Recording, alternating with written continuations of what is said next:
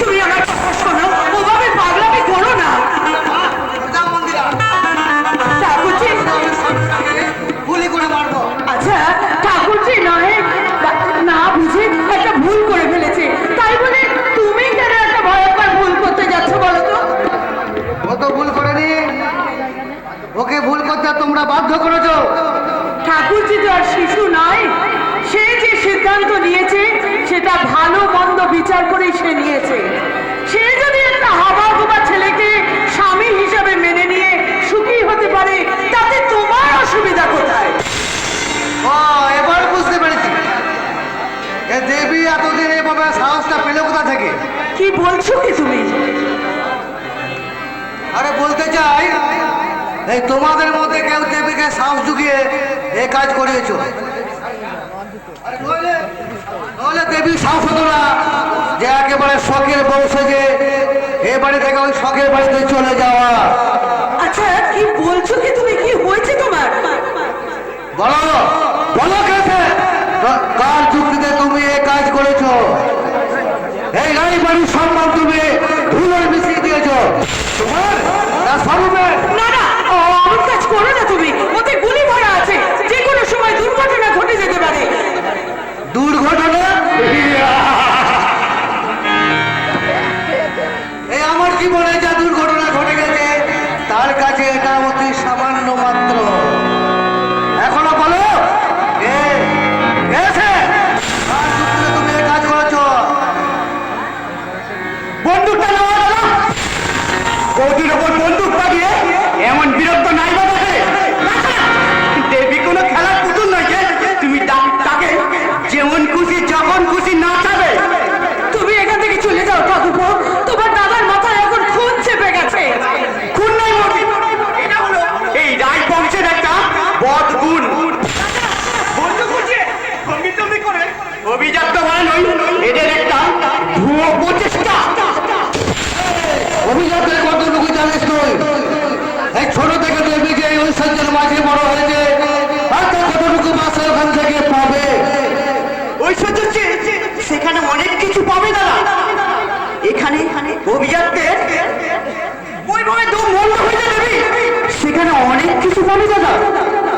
সেখানে ঐশ্বর্য চেয়েও এখানে অনেক পাবে এক দামি উপহার। আর তাছাড়া দেবী কাঞ্চনের কাছে কোনোদিন সে উপহার পেত না। কিন্তু আমি কি পেলাম? ওই পূর্ণবদ্ধ মাস্টারের কাছ থেকে পরাজয়ের জ্ঞানে পরাজয় ভাবছো? তুমি তোমার হৃদয় দিয়ে, মানবতা দিয়ে তাকে জয় করে নাও। না, আমি জয় করব এই বন্দুক দিয়ে, আর আমি জয় করব আমার শক্তি দিয়ে। তারপর ওই পূর্ণগত মাস্টারের কাছ থেকে দেবীকে ছিনিয়ে নিয়েছে আমি এই কাঞ্চনের সঙ্গে দেবীর বিয়ে দেব। অসম্ভব, এ কখনো হতে পারে না। তাছাড়া আমি হতে দেব না। আর তাই বলে তোকেও কিন্তু আমি ক্ষমা করবো না। শোনো, আচ্ছা তোমরা দুজনে কি পাগলামি শুরু করেছো বলো তো? পাগল আমি হইনি মন্দিরা, তবে তোমরা বোধহয় আমাকে পাগল করার জন্য এই উঠে পড়ে লেগেছো। তুমি আমার স্ত্রী, তুমি কোথায় আমাকে সাপোর্ট করবে তা না করে তুমি ওর হয়ে কথা বলছো? হ্যাঁ, পক্ষ বিপক্ষ আমি বুঝি না, আমি চিরকাল ন্যায়ের পক্ষ হয়ে প্রতিবাদ করে এসেছি, আজও তাই করব। হ্যাঁ সে তো করবে। এই আজকাল আমি বেশ লক্ষ্য করছি, আমি যেটা করি সেটা তোমার কাছে অন্যায় বলে মনে হয় না, আর স্বরূপ যেটা করে সেটা তোমার কাছে ন্যায়। আজকাল আমার কাছে তোমার কাছে আমার থেকে ওর মূল্যটা বেশি হয়ে যাচ্ছে না মন্দিরা? আমার কাছে তোমার চেয়ে ঠাকুরপোর মূল্য বেশি?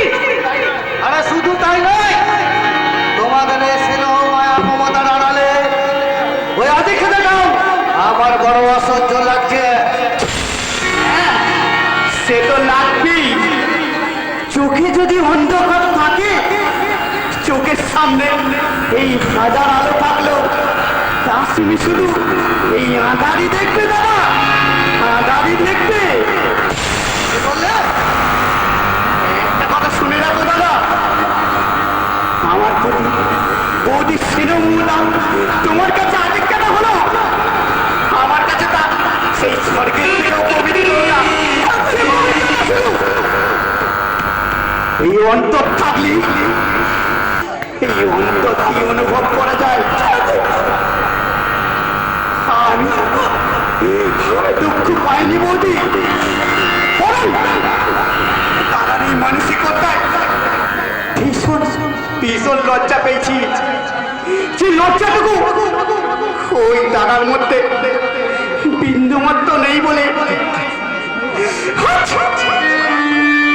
তোমার আমার সম্পর্কের মাঝে একটা ব্যবধান সৃষ্টি করতে চাইলো, কিন্তু তা তুমি কোনোদিনই পারবে না দাদা।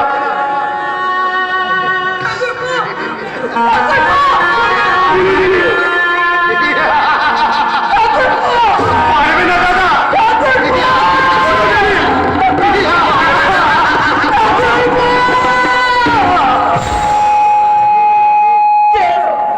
কেন তুমি শুধু শুধু ঠাকুরপোর মনে আঘাত দিলে বলো কেন?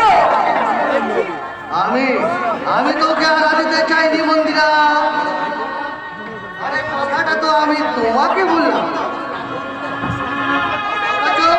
অথচ লাগলো কিনা ওর বুকে। কিন্তু কেন কোন সম্পর্কের টানে তোমাকে আঘাত করলে ওর চোখে জল আসে? কোন সম্পর্কের জন্য? ওর থেকেও আজকাল আমার থেকেও তোমার ওর মূল্যটা তোমার কাছে বেশি হয়ে যাচ্ছে।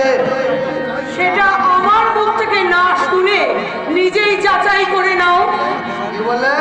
একটা কথা মনে রেখো, চোখ দিয়ে যা সব সময় দেখা হয় তা সব সময় সঠিক হয় না। মন দিয়ে যা সব সময় অনুভব করা হয় তাও সব সময় ঠিক হয় না। তাই বলছি, যা দেখবে চোখ আর মন পরিষ্কার রেখেই তবে দেখবে। মন মন আমার ঠিকই পরিষ্কার আছে মন্দিরা, কিন্তু আমি বেশ বুঝতে পারছি ওই তোমাদের মনে এবার একটু একটু করে ময়লা জমতে শুরু করেছে। সাবান কিংবা সাপ দিয়া ধুই একেবারে পরিষ্কার কইরা দিন স্যার। আরে কে কে তুমি? উনি আমাদের বিশেষ শুভাকাঙ্ক্ষী স্যার। দেবীর সম্বন্ধে বেশ কিছু গোপন তথ্য উনি আমাদের জানাতে চান, তাই ওনার কাছে আপনার কাছে এনেছি স্যার। কি ওর পরিচয়?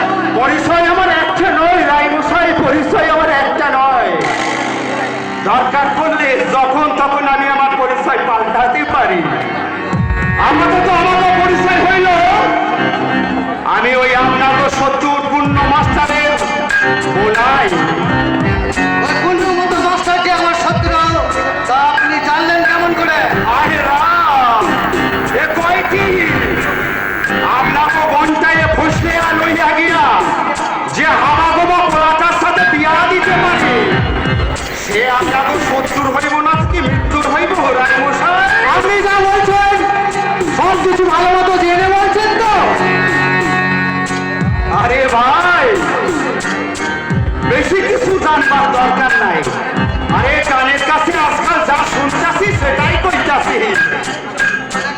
কি শুনছো? ওই পূর্ণ মাস্টার আপনার বহিনের সাথে ওই হারাটার বিয়া দিয়া, সেটা হলো একটা লোক দেখানো ব্যাপার।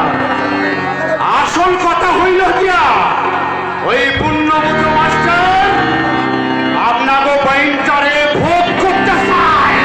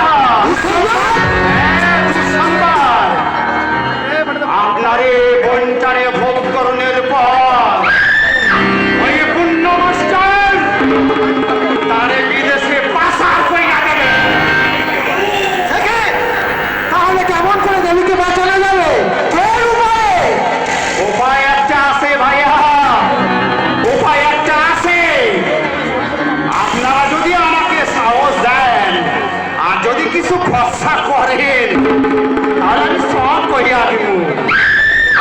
আরে আরে আরে, আপনি কি করবেন মশাই? আমি তো নিজেই ভালো মতো দাঁড়াতে পারছেন না। রোগের ভারে আমরা সারা শরীর কাঁপছে।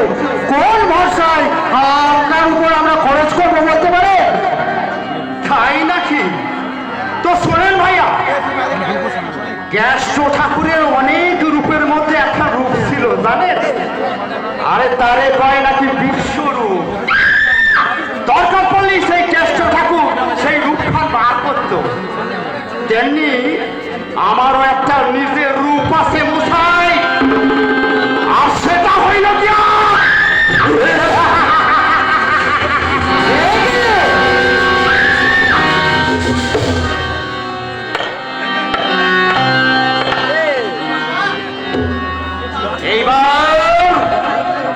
এইবার বুঝলেন তো মশাই, আমি শালা কোন মাল এইটা বিরাট সাইজা নির্মূল করলে কি হইব? ভিতরে শালা একটা আস্ত পাঁচ পয়সা রাখছে। আর আমিও ঠিক এমনি একজনকে খুঁজছিলাম। তাই তোমার মতো বহুরূপীকে যখন আমি কাছে পেয়েছি, তখন ওই পুণ্যপুত্র মাস্টারকে আমি জব্দ করবই করবো। ওখান থেকে উদ্ধার করে আনা যাবে স্যার।